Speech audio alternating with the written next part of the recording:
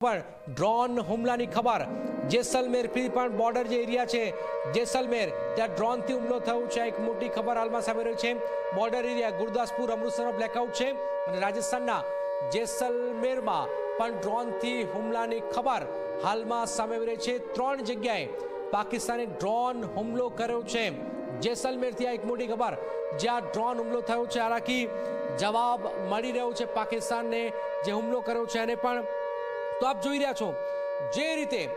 જેસલમેર પર પણ પાકિસ્તાને ડ્રોનથી હુમલો કર્યો છે અને હુમલો જે થયો છે એને નાકામ કરી દેવામાં આવ્યો છે તો આ ખૂબ જ મહત્વપૂર્ણ જાણકારી હાલમાં જેસલમેરથી સામે આવી રહી છે જે હુમલો કરાયો છે એને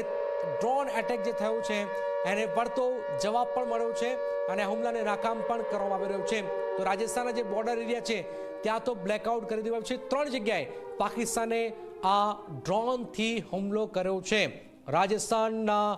જે બોર્ડર એરિયા છે ત્યાં હુમલાની ખબર છે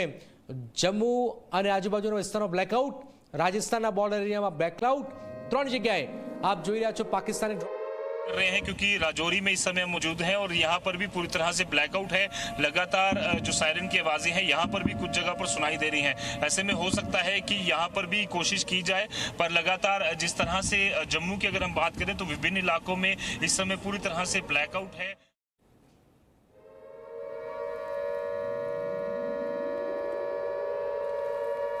तो રાજસ્થાનમાં આ જેસલમેરની અંદર અને ત્રણ જગ્યાઓ પર આ હુમલો થયો છે હાલાકી એનો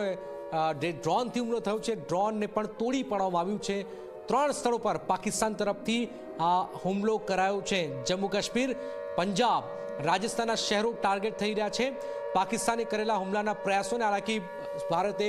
નિષ્ફળ બનાવ્યા છે ત્રણ રાજ્યો બોર્ડરના જે એરિયા છે રાજસ્થાનના બોર્ડરના એરિયા જેસલમેર બ્લાસ્ટ અહીંયા સંભળાયો છે જેસલમેરની અંદર હાલાકી જે ડ્રોનથી હુમલો થયો છે એને તોડી પણ પાડવામાં આવ્યો છે ત્રણ સ્થળે